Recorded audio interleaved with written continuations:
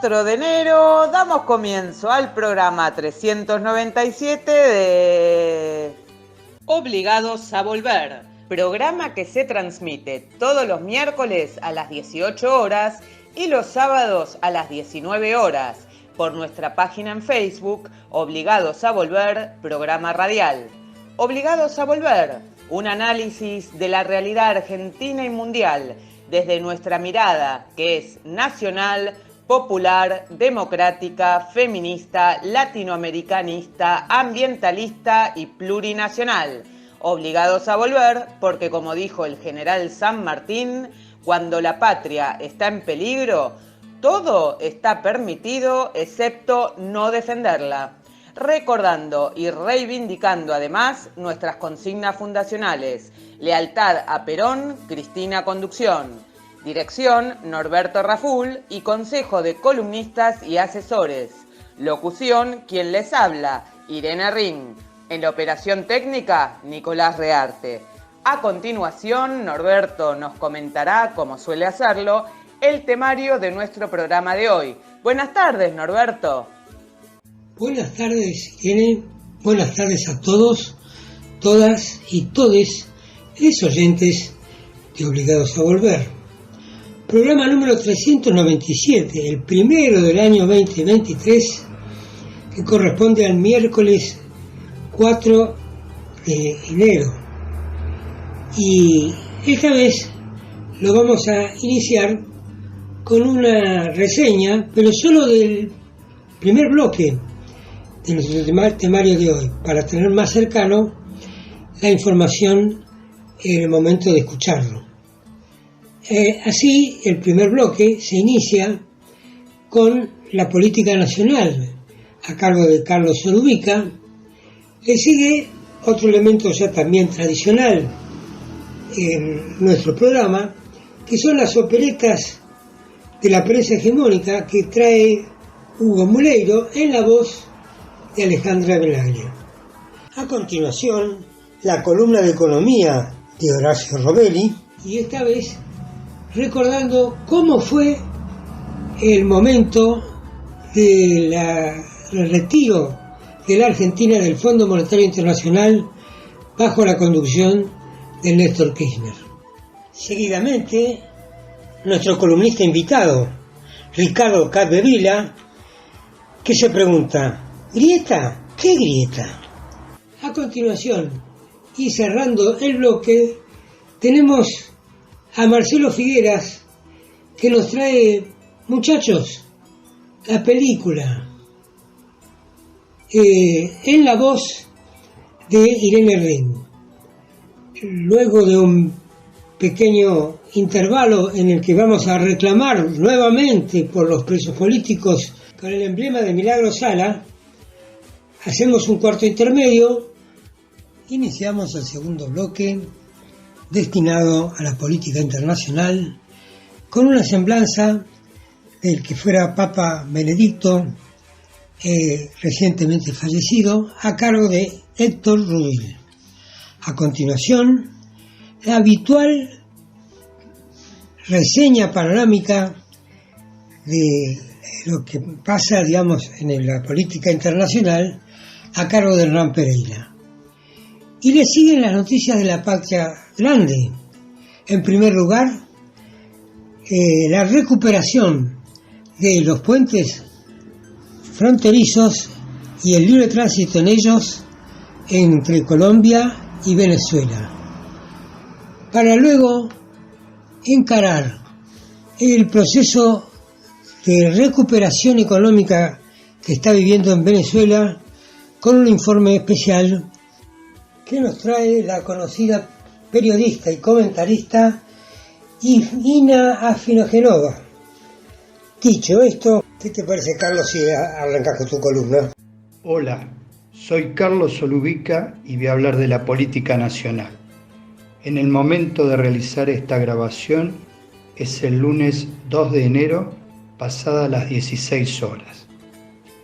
En los últimos tiempos hemos asistido a un festival obsceno de filtraciones de chats entre integrantes de las patas política, empresarial mediática y judicial de la mafia que detenta el poder real en la Argentina. El repugnante show empezó con el tour al lago escondido de jueces, fiscales, funcionarios del gobierno de la Ciudad de Buenos Aires y directivos del Grupo Clarín, que al trascender públicamente dio lugar a un intercambio frenético de mensajes que mostraron a los protagonistas maniobrando para apretar a la fiscal y la jueza que investigan el hecho, mientras pergeñaban la forma de fraguar pruebas para zafar de las imputaciones. Luego siguió con los escandalosos intercambios entre el ministro de Justicia y Seguridad de Larreta, uno de los viajeros a la mansión de Joe Lewis en el sur y la mano derecha del presidente de la Corte Suprema de Justicia, para, por un lado, acordar los términos del fallo que benefició al gobierno porteño en su litigio con el gobierno nacional por los fondos de la coparticipación y por el otro, diseñar la estrategia judicial para instalar en el Consejo de la Magistratura al senador Luis Juez en lugar de Martín Doñate. Como si esto fuera poco, se divulgaron simultáneamente los chats del ministro de Larreta con el empresario que hace 20 años tiene el escandaloso negocio de las grúas y de varios estacionamientos en nuestra ciudad, hablando del pago y el cobro de coimas en dólares y en pesos. Primer reflejo de los involucrados, hablar de mensajes falsos y o editados. Segundo reflejo, denunciar espionaje ilegal de sus conversaciones. Una contradicción a todas luces insostenible, porque no pueden ser falsos y a la vez producto de un hackeo de celulares que los hace ilegales pero también verídicos. Hacia afuera acusaron al kirchnerismo para no perder la costumbre, pero hacia adentro se miran de reojo porque nadie cree en las casualidades. El espionaje ilegal es una indiscutible marca registrada del macrismo, no nuestra, lo mismo que la divulgación pública de conversaciones privadas. Y no se les escapa a Bullrich ni a Larreta, feroces contendientes en la interna del PRO, que contemporáneamente con el escándalo que sacude a Gerardo Milman, hasta ayer nomás mano derecha de la comandante Pato, aparece el escándalo que pega de lleno en uno de los alfiles principales del pelado de la inmobiliaria porteña. Mientras tanto, el domador de reposeras, que descansa en el sur después de sus vacaciones en Qatar, mira la escena desde el balcón y sigue sin soltar prenda sobre una candidatura suya. Pero dejemos el juego sucio entre ellos y vayamos al dilema del frente de todos frente a estas pornográficas revelaciones, que confirman lo que nosotros sabíamos, pero ahora podemos probar. La connivencia entre el macrismo, la Corte Suprema, Comodoro Pro, sectores empresarios y medios hegemónicos. ¿Cómo enfrentar a esta poderosa entente para que no nos lleve puestos y recupere el gobierno nacional este año? Evidentemente no lo podemos hacer con posibilidades de éxito en los territorios que ellos dominan claramente, el Poder Judicial y los medios de comunicación. En el Congreso Nacional tenemos una situación de empate que paraliza toda iniciativa y termina jugando a favor de la mafia. Los pedidos de juicio político hay que hacerlos, pero a sabiendas de que no prosperarán y servirán solamente como una forma de denuncia de la corrupción mafiosa y de presión pública, que no es poco. Resulta útil como forma de iluminar los sótanos en los que acostumbran moverse estas alimañas que gustan de la oscuridad. Nuestro poder real reside en otra parte, y la pista la dio Cristina en su último discurso en Avellaneda. El boca a boca y cara a cara de los militantes con el pueblo para explicar de qué manera estos manejos mafiosos afectan su vida cotidiana. O sea, contrarrestar aquello de que los temas del Poder Judicial son algo lejano a los intereses y preocupaciones del común de los mortales. Y la movilización popular, que implica el involucramiento de las mayorías, única forma de inclinar la balanza hacia nuestro lado. Para esto último, que debe ser la culminación de la tarea militante antedicha, Cristina ya puso una fecha emblemática, el próximo 24 de marzo, en el año que se cumplen 40 de democracia y que deberemos celebrar para que sea sin mafias. Me despido de todas y todos con un fuerte abrazo.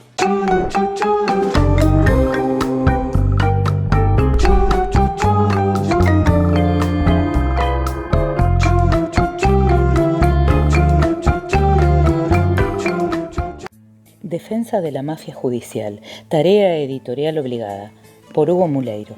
Voz, Alejandra Benaglia. La oposición mediática reaccionó con un despliegue unánime en defensa de la Corte tras el anuncio presidencial del pedido de juicio político y el pronóstico también coincidente sobre que apenas pasará en Comisión de Diputados, en una estrategia que a la vez destina energías a censurar casi por completo las filtraciones de los intercambios que evidencian la colusión entre los Supremos y Juntos por el Cambio en maniobras contra el oficialismo. Nada diferente podía esperarse de las empresas periodísticas cuyas acciones son cruciales para la existencia de este dispositivo que condiciona y llega a anular las potestades de los poderes ejecutivo y legislativo en una reformulación de la estructura institucional que disuelve los mandatos populares. Así, la presentación de Alberto Fernández como sometido a las órdenes K no ofrece ninguna novedad ni ingenio. Es la mera repetición de una fórmula ya empleada hasta el hartazgo cada vez que el presidente dice o hace algo que no satisface el poder económico que organiza el relato de estos medios, determina las decisiones judiciales y arrastra, como furgón de cola, a Juntos por el Cambio. Esta justicia es atacada, dice la portada de Clarín del lunes 2 de enero, porque toma decisiones que involucran a Cristina Kirchner y a sus hijos, Máximo y Florencia, como la de Otesur, Los Sauces. Es la sagacidad de este periodismo lo que permite mencionar medidas que, en verdad, no fueron aún tomadas, si bien la decisión al respecto está resuelta hace mucho tiempo, como lo anticipan lustrosos columnistas.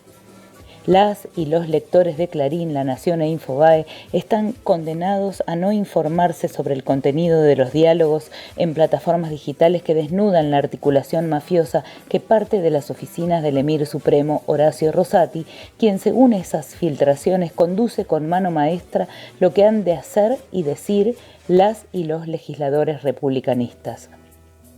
La Nación se atreve, muy cuidadosamente, a incluir artículos aislados que reconocen la situación difícil del ministro porteño D'Alessandro, que sigue siendo protegido por Rodríguez Larreta. Es difícil explicar que el capo porteño permita esta erosión a su precandidatura presidencial. El único motivo de sus esfuerzos y desvelos, a no ser que él sea también parte del dispositivo que lleva de paseo al ministro al lago escondido o transmite órdenes de Rosati a Juntos por el Cambio. El anuncio presidencial sorprendió al sistema mediático opositor en el descanso del 1 de enero, pero ya se sabe que vendrá una reacción mucho más pesada, en lo cual la acusación de espionaje ilegal al gobierno es solo una parte. El comienzo del año estuvo marcado por la asunción de la presidencia brasileña de Luis Lula da Silva, otro hecho amargo para los medios opositores. Clarín expresó su desagrado en la tapa cuando eligió de manera desopilante destacar que el líder del PT asumió sin Maduro. Levemente más discreto, La Nación privilegió un texto de la agencia estadounidense AP para decir que la ceremonia estuvo marcada por la ausencia de Bolsonaro. La fiesta popular, los gestos políticos poderosos que Lula transmitió en la ceremonia, el anuncio de sus compromisos principales quedaron como asuntos de segundo orden. tensa transición, momentos de desafíos, las contradicciones del nuevo gobierno, fueron ejes elegidos para quitarle brillo a los actos en Brasilia. Es el mismo enfoque geopolítico aplicado a Bolivia. Las notas de Clarín, La Nación e Infobae censuraron o enviaron a lugares invisibles el hecho de que el cabecilla golpista Camacho fue detenido por orden judicial. La marca más extremista sobre este tema la dio Cantelmi de Clarín cuando en una nota del viernes presentó historias de venganza y relato de un golpe que nunca existió. Son interpretaciones que aplican al despliegue opositor constante fronteras adentro y a la vez prestan servicio a la madre patria. Clarín buscó en Washington una declaración del vocero oficial que condenara el enfrentamiento del gobierno con la Corte.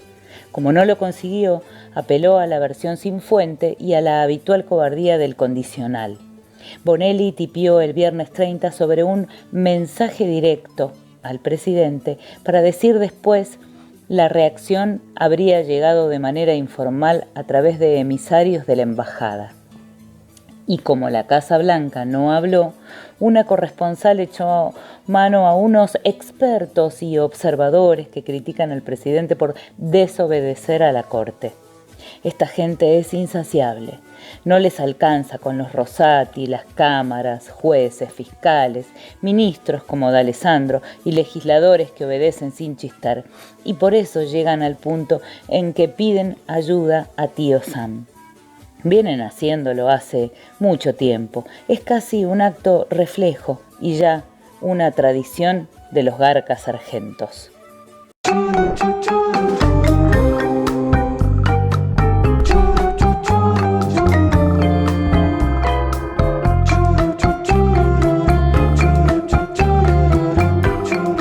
Conmemora un año más de ese famoso y ya histórico 3 de enero del 2006, en que el presidente Néstor Carlos Kirchner, en una estrategia de silencio y de patriotismo, juntó la cantidad de dólares suficiente, 9.810 millones de dólares, para pagar toda la deuda con el Fondo Monetario Internacional y liberarnos, después de 50 años de cogobierno del Fondo Monetario Internacional con la Argentina, de ese yugo.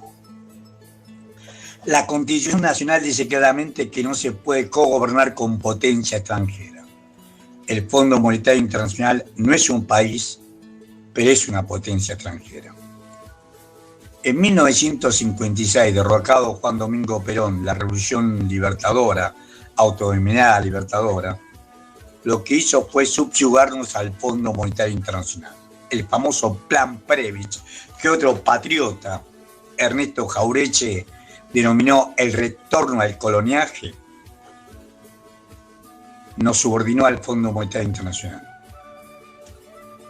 Esa lápida se terminó el 3 de enero del 2006, cuando pacientemente Néstor Kirchner, que no tuvo en su gobierno los superávit comerciales que tuvo Alberto Fernández, pero que tuvo una diferencia abismal, no le vendió un solo dólar al sector privado para que pagara sus deudas. En cambio, el gobierno de Alberto Fernández lo que hace es malvender nuestras reservas por supuestas deudas o reales deudas del sector privado, sectores empresarios ricos. No cualquiera puede tomar crédito en el exterior en dólares o en cualquier otra divisa. Y le vendió al tipo de cambio oficial. El ejemplo flagrante es Arcor. El grupo Arcor, no bien comenzó el gobierno de Macri, compró su participación en la Serenísima, colocando deuda en 2 obligaciones negociables por un total de 500 millones de dólares. O sea que Arcor no solamente tiene la condición cuasi monopólica en el mercado de dulces, caramelos, chocolates, sino también galletitas, tomate a través de la campañola, sino también tiene participación en el mercado lácteo, cuando la Serenísima tiene 2/3 del mercado lácteo.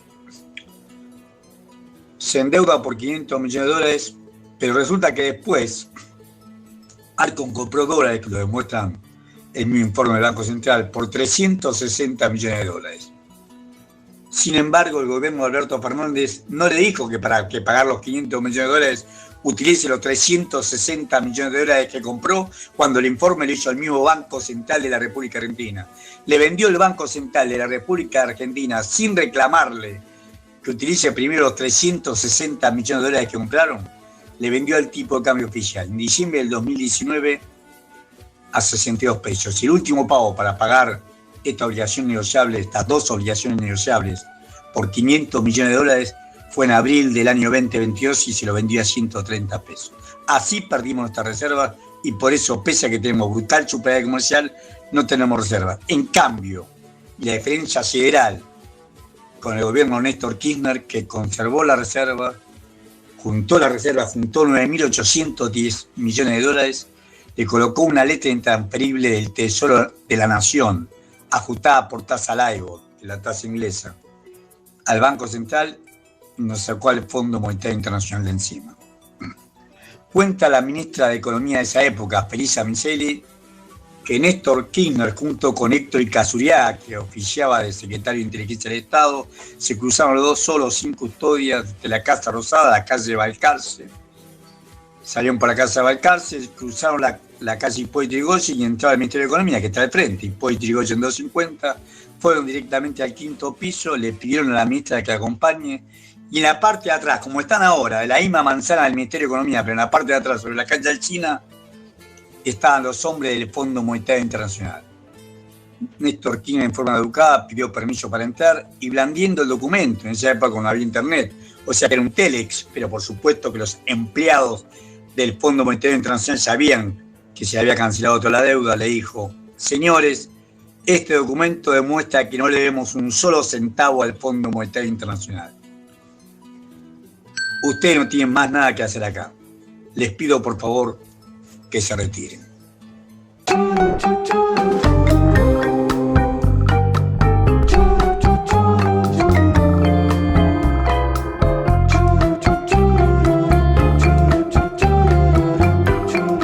A la reflexión de hoy la titulo Grieta.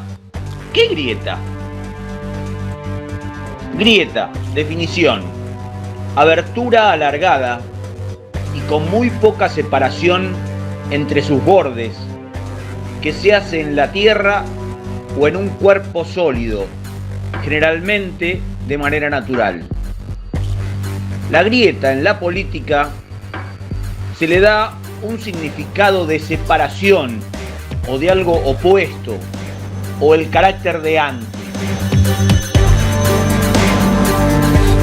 Para la existencia de grieta se presume algún elemento de unidad o contenido que constituía esa unidad compacta y que una causa lo separa o lo desgarra, produciendo esa grieta.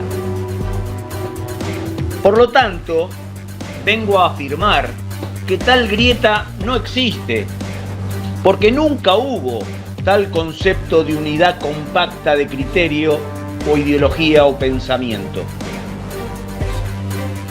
Siempre existieron los anti, los azules y colorados, los unitarios y federales, los trabajadores y los rentistas, los patriotas y los cipayos.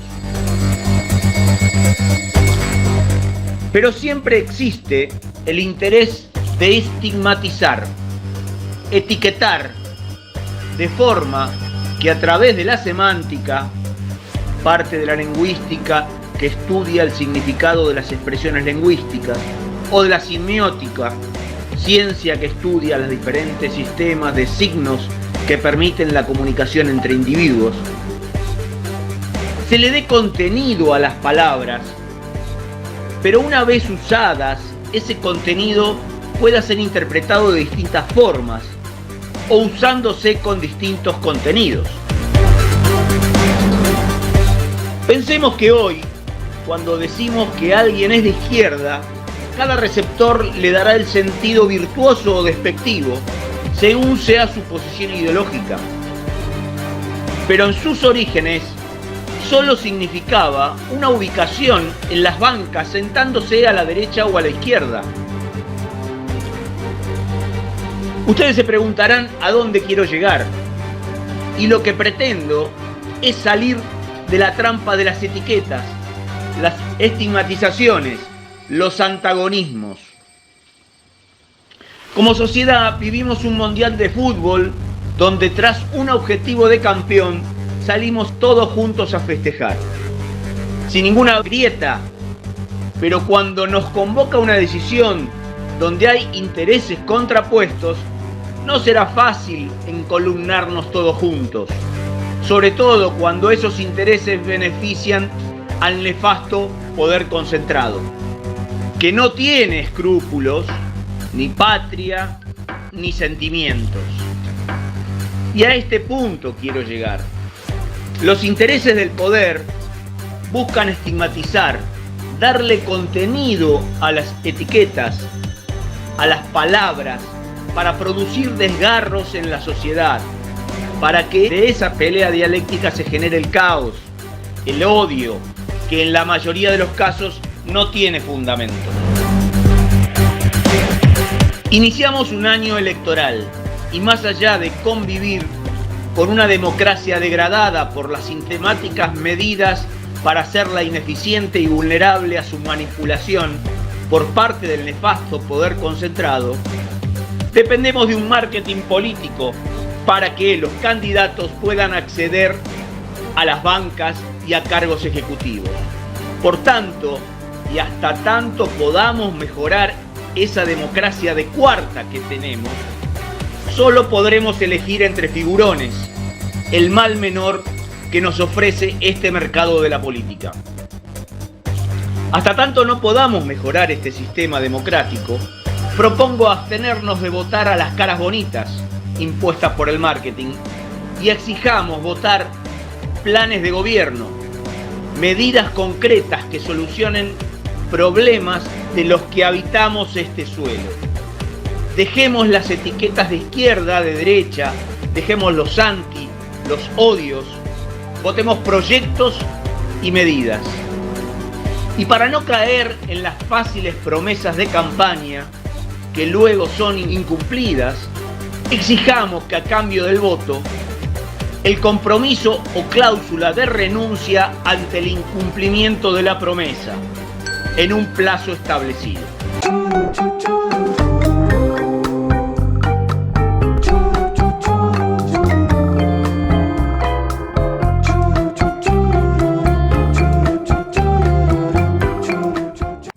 Vamos a compartir un texto escrito por Marcelo Figueras el 1 de enero del 2023 llamado Muchachos, la película. Se las cuento como si no lo hubiesen visto nunca y después, a la salida del cine, charlamos. 1. Pensé que había sido idea mía por defecto profesional, pero no. Durante estas semanas escuché infinidad de gente decir que uno de los disfrutes que derivaron del triunfo de la selección fue lo mucho que se pareció a una película o, en los términos más generales, a un gran relato de ficción. Que se me ocurriese era lógico, puesto que me dedico a contar historias, y más aún, sopeso y evalúo los hechos de la vida, no solo por su valor específico, sino por su rendimiento en términos narrativos.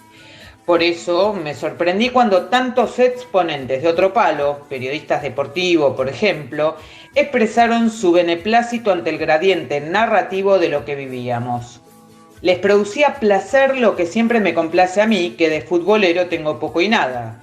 Que todo esto oliese a historia perfecta, con héroes, villanos, arco narrativo, suspenso intolerable, alivio cómico, subtramas inolvidables, personajes secundarios, banda de sonido, batalla final, coronación gloriosa y un the end a todo trapo y a puro sol.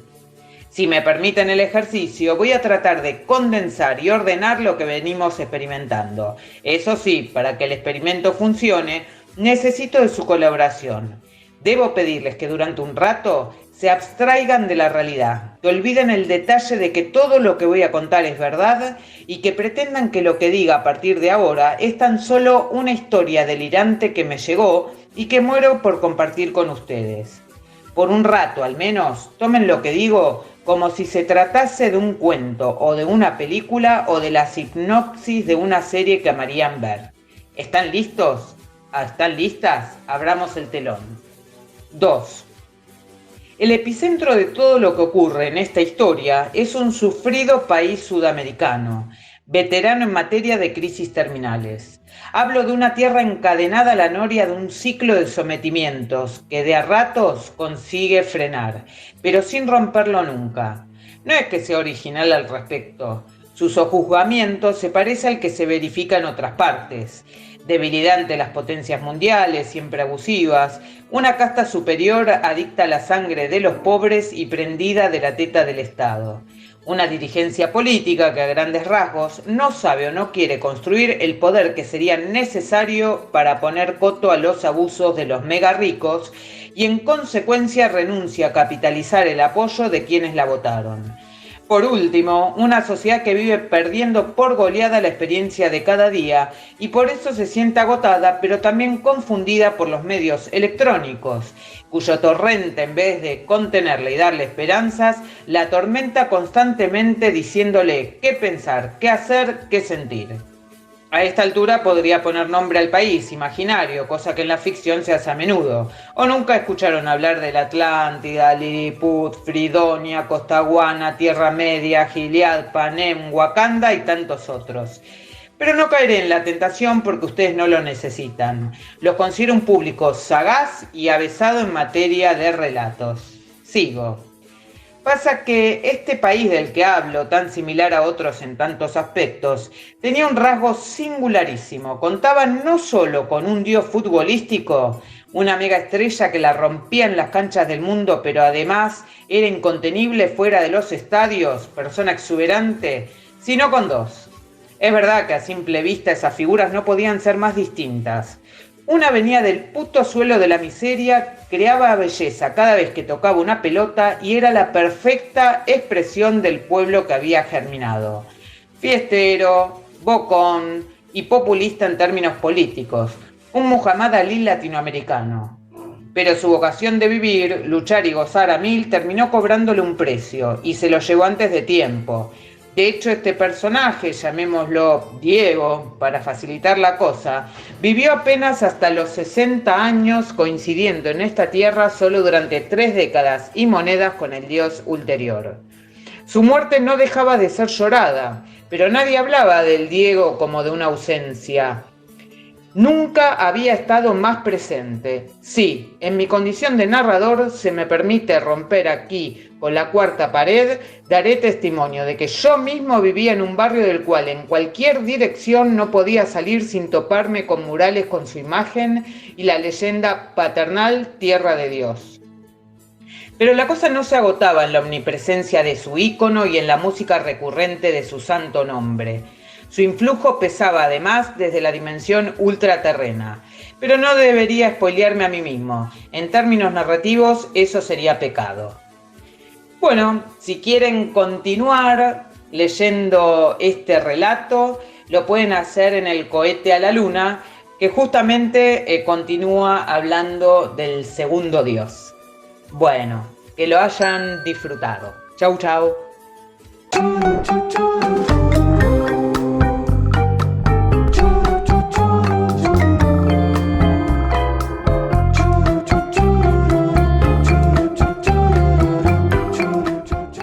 Obligados a volver se solidariza con Milagro Sala, injustamente detenida desde enero de 2016, y con todos los demás detenidos y perseguidos por el régimen macrista y sus cómplices del sistema judicial, por la pronta liberación de los presos políticos.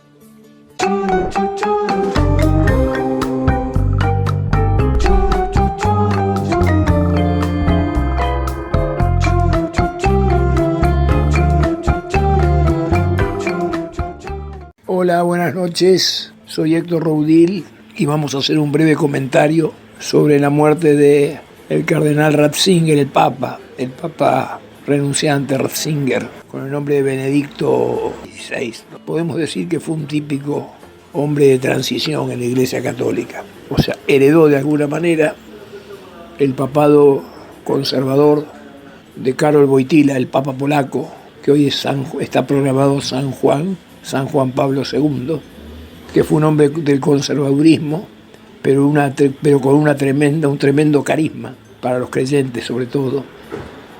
Ratzinger tomó el papado como heredando, podríamos decir, como un heredero de San Juan Pablo II o de Juan Pablo II en esa época. Pero fue un hombre de transición, o sea, se encontró con una iglesia absolutamente, podríamos decir, dividida, confusa, con problemas muy, muy graves de abusos sexuales, con problemas financieros del Banco del Vaticano, y realmente a veces asusta escuchar esos argumentos, porque quiere decir que entonces la situación del Vaticano era muy, muy grave.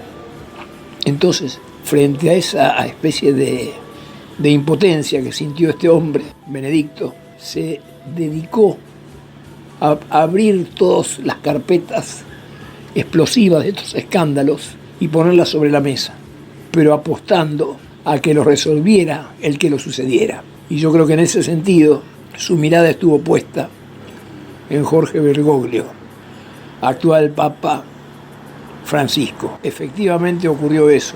Esa mirada del Papa sobre Bergoglio, hoy Francisco, tuvo bastante de legitimidad, porque en elecciones anteriores de los cardenales, Bergoglio había sumado muchos votos, que lo hacían, digamos, merecedor a una nueva compulsa por el papado.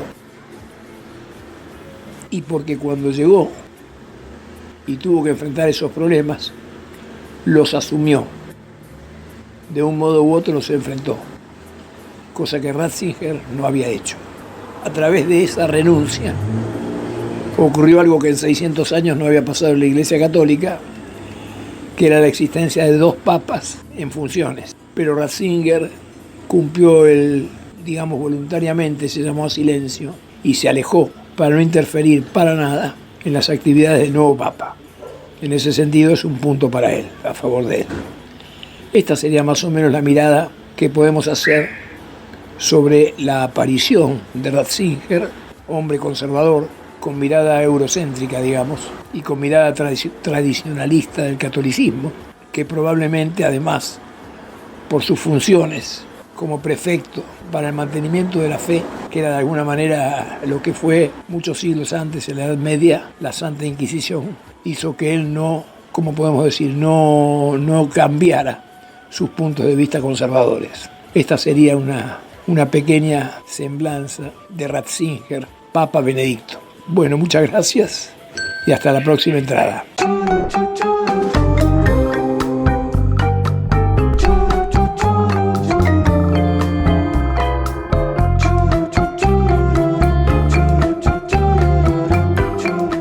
Buenas tardes, compañeros. Este es el informe de política internacional. Mi nombre es Hernán Pereira. Hace años que soy colaborador de Obligados a Volver. Para comenzar, el hecho más significativo, políticamente hablando, en el panorama internacional ha sido la asunción de Lula en Brasil, a la presidencia de Brasil. Un duro golpe para el imperio, un duro golpe para el fascismo criollo, no solo el de Brasil, sino también el de los países vecinos a Brasil. Es decir,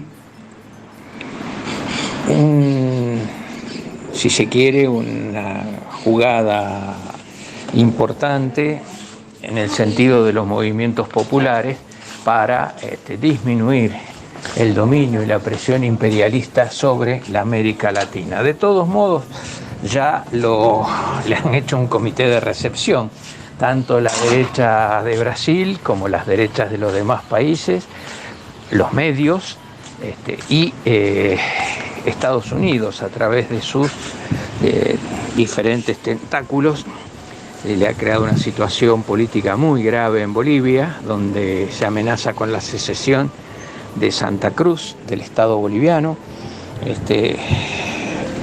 Está detenido y preso por golpista el gobernador de Santa Cruz, Camacho, que ya había tenido una participación decisiva en el golpe contra Evo Morales y que estaba reeditando ahora todas aquellas bondades llevando el liderazgo de una huelga que duró casi mes y medio, por una cuestión que no ameritaba semejante huelga, como era la fecha del censo nacional a realizarse en Bolivia, que finalmente se terminó negociando para la última parte de 2023. Pero eso llevó una huelga de más de un mes en Bolivia, una huelga en Santa Cruz, una huelga general, afectó a otros estados de la región, se plegaron los patrones, los dueños de camiones. Son como una especie de ariete que maneja el imperialismo en esta región, desde el Chile de Salvador Allende en el 73, fueron decisivos en el golpe contra Salvador Allende y han sido decisivos en todos los demás movimientos derechistas de la región. Pero volviendo al tema de Lula, el discurso de Asunción fue realmente magistral. Ya hay cambios políticos significativos en Brasil, comenzando por la anulación de la tala de la selva, la tala de árboles en la Amazonia,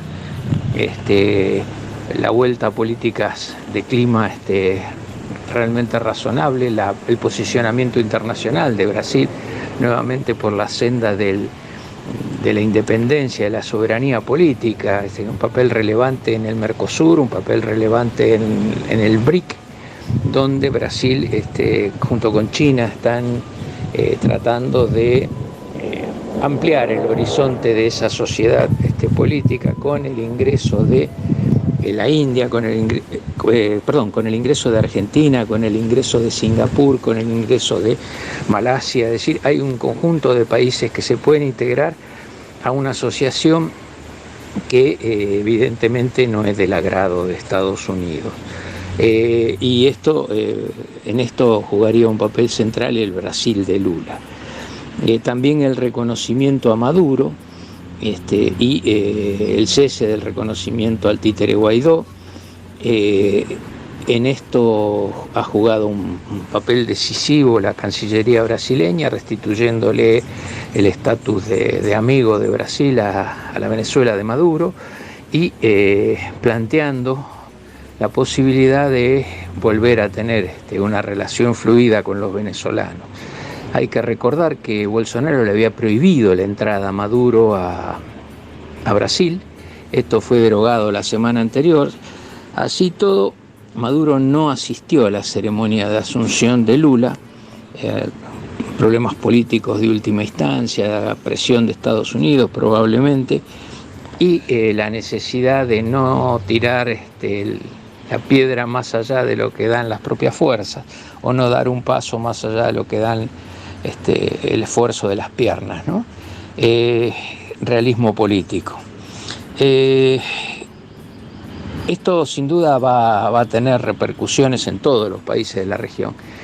Lo voltearon a Pedro Castillo en Perú, pusieron una títere de los Estados Unidos en su lugar. Boric se ha entregado en Chile abiertamente a los designios del imperio y la lucha en Bolivia es realmente dura, difícil. Ahí está detenido Camacho por su participación, decía, en el golpe en contra de Evo Morales, y hay movimientos de fuerza en Santa Cruz, hay movilizaciones, y hay, en fin, una situación difícil para el gobierno de Arce, que van a tener que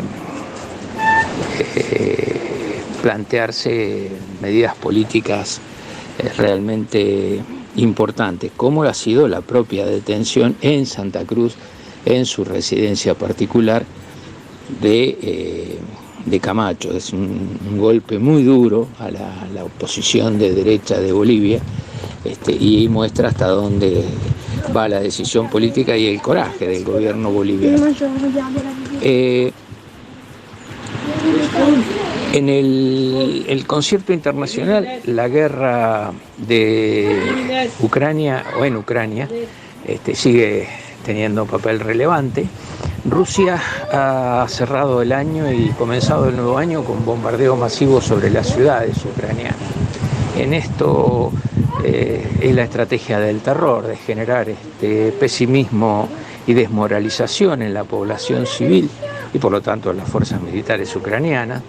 Las acciones militares en sí mismas, pese a que se combate con intensidad en algunas zonas, no ha registrado variantes de importancia, es decir, se mantienen las mismas posiciones, no ha habido quiebre de los frentes del ejército ruso ni del ejército ucraniano. Rusia presiona en un sector para tratar de generar una cuña y meterse hacia el corazón de Ucrania y cortar líneas de abastecimiento, y los ucranianos también tratan de hacer lo mismo en un juego casi diría pendular. Es decir, están tratando uno de los dos de quebrar el frente del otro. En lo político, las derivaciones de la guerra han tenido en esta semana una respuesta muy concluyente por parte de China con su apoyo a Rusia, apoyo en el terreno económico y en el terreno militar, aunque lo del militar pasa en este caso a un segundo plano. Rusia tiene recursos suficientes para encarar por sí sola la guerra, pero en el terreno político y en el terreno económico el apoyo chino podría ser decisivo, con la compra del petróleo y gas excedente por la caída de las ventas hacia Europa y con un mayor flujo comercial y la posibilidad de que China sea una especie de puente para el comercio ruso con el resto de los países del mundo.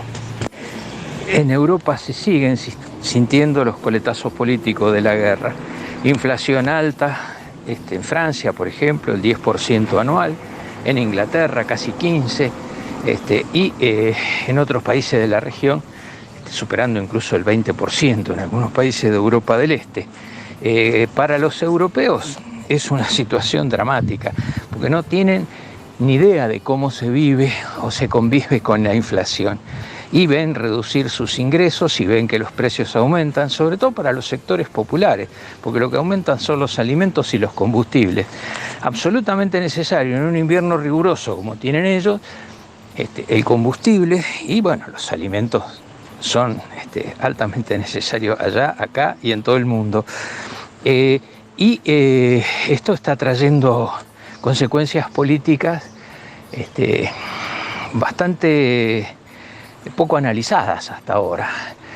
Fíjense que el renacimiento del fascismo en Europa y el triunfo en Italia, la posibilidad de que ganen en Finlandia y en otros países, lleva a pensar que el discurso del orden frente al supuesto desorden que acarrea y la inseguridad, la inflación y la inmigración, sí, porque se ve a los inmigrantes que desesperados vienen a tratar de lograr un lugar bajo el sol en países más desarrollados que los propios, donde evidentemente no consiguen un lugar para vivir dignamente. Esa pinza, esa tenaza entre inmigración e inflación, como consecuencia de la guerra, lleva al crecimiento de los discursos del orden. Algo de eso también estamos viendo acá. Y bueno, habrá que seguir viendo y discutiendo porque son temas cruciales para el mantenimiento de la democracia y para el avance de los movimientos de liberación nacional.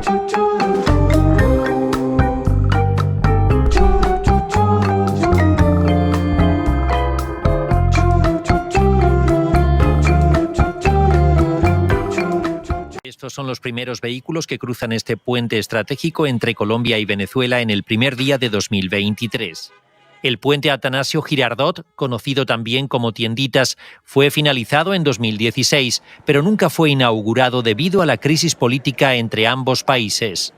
Ya con mucha felicidad de saber que ya podemos viajar por toda Venezuela, ir y venir cuando queramos, visitar tantas ciudades y pueblos bonitos que tenemos en nuestro país hermano. Tienditas permaneció cerrado por cerca de 7 años debido a las tensas relaciones bilaterales. El expresidente colombiano Iván Duque tildó de dictador al venezolano Nicolás Maduro. Pero tras la llegada al poder del izquierdista Gustavo Petro en Bogotá en 2022, ambas naciones han restablecido sus relaciones diplomáticas y comerciales. Significa que desde hoy todos los pasos fronterizos están habilitados para el transporte individual, de transporte de pasajeros y transporte de mercancías, con los protocolos de cada uno de los países. En 2019, Maduro bloqueó la circulación en este paso fronterizo con una docena de contenedores, una medida de protesta para impedir el ingreso de la ayuda humanitaria gestionada por la oposición venezolana. Este domingo también se terminó de formalizar la apertura de los pasos por los estados venezolanos de Zulia, Apure y Amazonas, y muchos esperan que la medida lleve cambios a una porosa frontera de 2.200 kilómetros, castigada por el narcotráfico, la violencia y el contrabando. Seguramente será una apertura no solamente del paso vehicular, ya tenemos el paso peatonal, sino una apertura a unas relaciones de paz, de hermandad, de tranquilidad, de sosiego, de economía, de prosperidad para ambos pueblos. Las expectativas son grandes después de unos años difíciles. El intercambio comercial entre Colombia y Venezuela alcanzó en 2008 todavía los 7.200 millones de dólares anuales. Las tensas relaciones de los últimos años hundieron, sin embargo, a mínimos el comercio bilateral, que llegó a apenas 400 millones de dólares en 2021.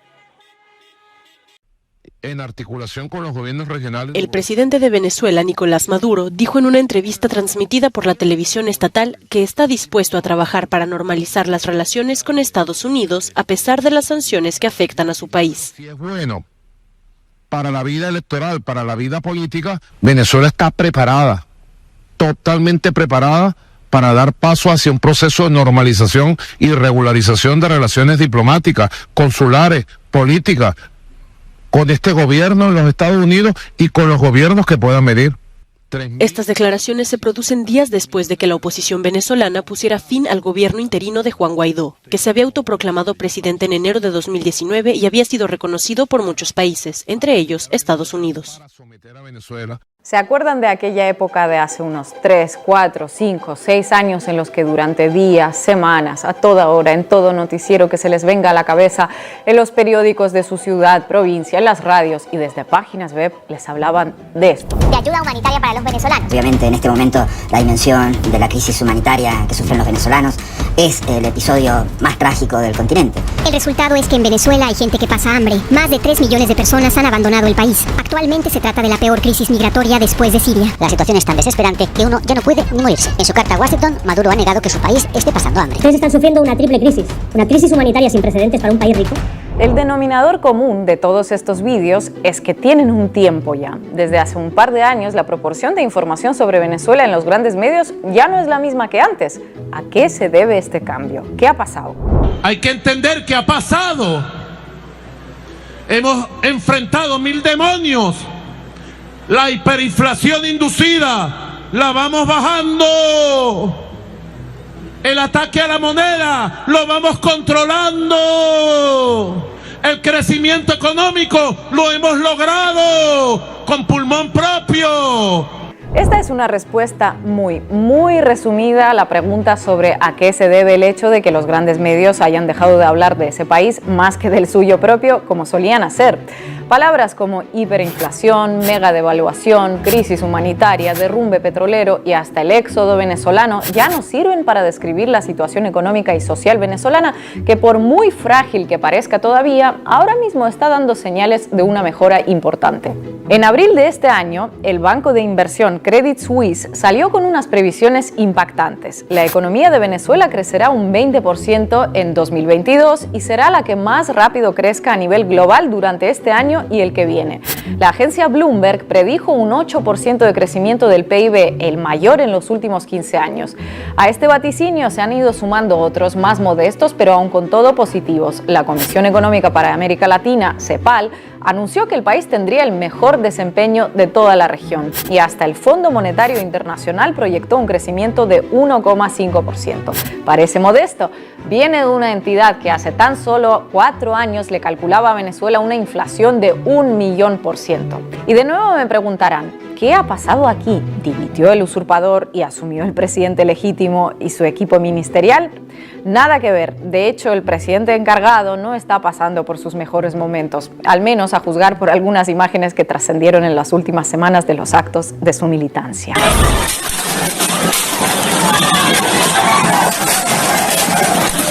La realidad es compleja, el contexto es enredado y los factores del crecimiento son múltiples. Durante años, la economía venezolana ha estado sumida en un escenario muy turbulento. En 2015 se produce el primer golpe, cuyos estragos se prolongarían por años. Se derrumban los precios del petróleo. A esto le sigue una serie de sanciones impuestas desde Washington y el decreto firmado por el entonces presidente Barack Obama, en el que Venezuela se reconoce como una amenaza inusual y extraordinaria para Estados Unidos. Con Trump en la presidencia, Washington redobla la apuesta. Se congelan fondos venezolanos en bancos extranjeros, se reconoce como presidente legítimo a un diputado que se autoproclamó jefe de Estado subido en una tarima en una plaza. Asumir formalmente las competencias del Ejecutivo Nacional como el presidente encargado de Venezuela. Las empresas venezolanas en el exterior como Citgo o Monómeros pasan a ser controladas por él y su equipo. Estas son algunas de las razones que llevaron a una recesión de 7 años que termina recién en 2021.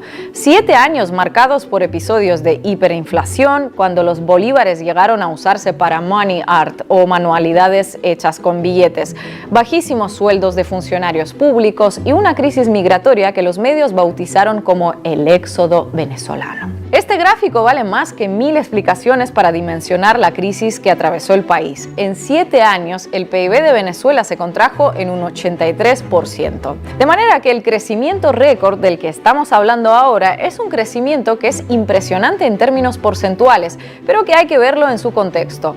No es lo mismo crecer un 20% sobre un PIB de 40.000 millones que crecer un 4% sobre un PIB de 370.000 millones. En 2022, el PIB actual representará algo más que la cuarta parte del PIB del año 2013. Esperen, no se vayan todavía. Esto aún con todo es una buena noticia y esta buena noticia responde a varios factores. En primer lugar, aunque no necesariamente el más importante, los precios del petróleo han aumentado. Algunas sanciones se están levantando paulatinamente porque al sancionar a Rusia, Estados Unidos provocó también una mayor escasez de petróleo y el que puede aliviar la situación forma parte del eje del mal.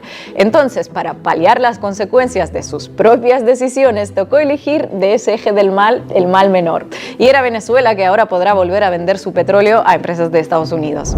Es decir, la industria petrolera que estaba mermada, producto de un aumento representativo de los precios del petróleo y motivado hasta principalmente ese aumento de los precios del petróleo motivado a la guerra Ucrania-Rusia, ha permitido que Venezuela le ingrese un mayor número de divisas.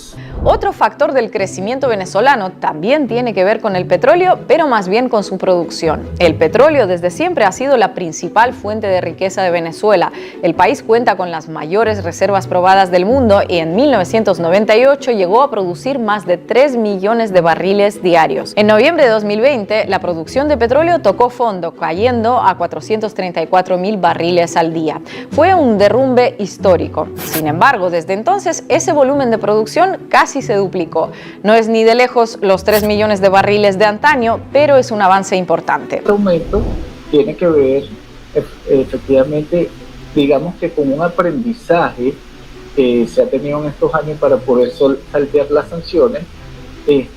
Venezuela logró que también conseguir asesoría en el tema petrolero con otros países, que le ha permitido, de una u otra manera, ayudar al aumento de la producción. Ojo, esto no es tan fácil. Una industria tan grande y con un proceso de desinversión y de precariedad en los últimos años, reactivar la producción le ha costado mucho al país. Entonces, resumiendo, aumentan los precios del petróleo, aumenta la producción petrolera, se alivian algunas sanciones. Esto en conjunto termina teniendo un efecto en el sector no petrolero.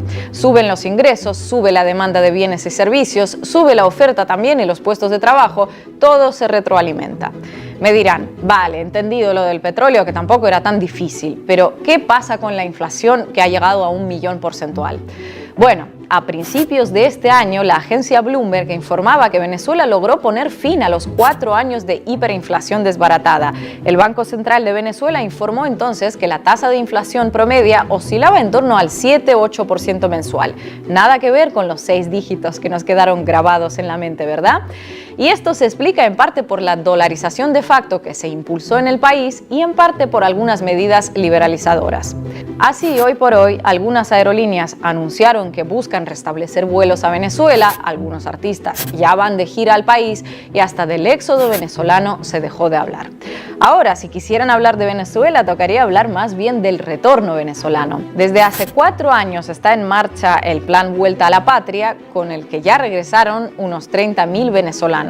Eso solo según datos de ese programa en concreto. Argentina, por ejemplo, lleva su propio registro y si nos fiamos de él, resulta que cada mes unos 1.000 venezolanos abandonan Argentina en dirección a su país.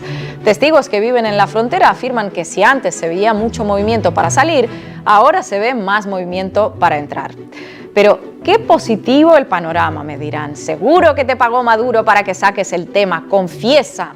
Ni nos pagó Maduro. De hecho, si ustedes quieren colaborar con el canal, en la descripción del video indicamos las maneras de hacerlo. Ni el panorama es tan optimista. Que está mejor de lo que estaba hace unos pocos años, es un hecho indiscutible. Pero el otro hecho indiscutible es que está todavía muy lejos de donde estaba hace una década. Cuando hablamos que hay un dinamismo económico, es que hay un intercambio comercial, principalmente producto del sector terciario de la economía. El sector terciario de la economía es el sector comercial. Es un sector que no genera valor. Los sectores que generan valor en la economía es el sector primario y el sector secundario, que son los sectores de transformación, que transforman la materia prima en bienes y servicios. Entonces, en Venezuela, en los últimos 2 años hay un dinamismo económico producto de que hay una exoneración de aranceles y ha permitido a este sector importar muchos productos desde afuera, que ayudó al abastecimiento. Entonces la gente siente como ese ambiente de mejora, ¿no? Venezuela entre el año 1960 y el 2009 tuvo una tasa de crecimiento del 3% en promedio, entre el año 1960 y 2009. Para nosotros poder tener el mismo Producto Interno Bruto del año 2013, tendríamos que crecer a una tasa de 20% durante los próximos 20 años. Entonces, cuando tú ves el histórico de la tasa de crecimiento, está como difícil la cosa, ¿no? El otro día leí un artículo sobre diferentes modelos de recuperación económica. Recuperaciones en forma de V, que describe básicamente una caída abrupta y una subida rápida. Recuperación en forma de U, caída y una lenta subida. Y recuperación en forma de K, que se le atribuía a Venezuela precisamente, que sería algo como una caída rápida y una recuperación desigual. Algunos sectores van para arriba y otros para abajo. Nada que no nos suene de Latinoamérica, a decir verdad. Sea como sea, tenga la forma que tenga de U, V, K o Q, el hecho es que todo esto se ha logrado en un país que ha estado durante años sometido a unas severas sanciones, intentos de golpe de Estado reconocidos ya hasta por quienes lo sediaron, intentos de magnicidio, errores de gestión, desconocimientos por parte de la gran parte de la comunidad internacional y todo un contexto social y político sin el que a lo mejor la forma de K no te impresiona tanto, pero una vez lo entiendes, te quedas callado.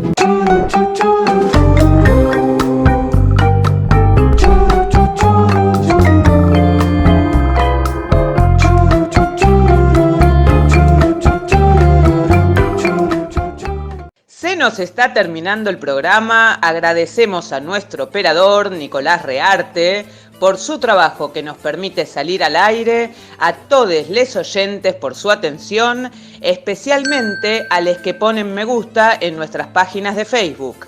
Antes de despedirnos, les recordamos que nuestro programa de radio, Obligados a Volver, se transmite todos los miércoles a las 18 horas y sábados a las 19 horas. Y tenemos una nueva propuesta, la entrevista, un buceo sobre los orígenes y actividades actuales de las personalidades destacadas los martes a las 21 horas. Este fue otro programa de Obligados a Volver, emitido desde nuestra página en Facebook, Obligados a Volver, programa radial. ¡Volvimos! Pero estamos obligados a seguir militando, porque la patria sigue estando en peligro. Por eso continuaremos con nuestra tarea, siguiendo el legado del Libertador San Martín. Cuando la patria está en peligro, todo está permitido excepto no defenderla. Recordando y reivindicando nuestras consignas fundacionales. Lealtad a Perón, Cristina Conducción.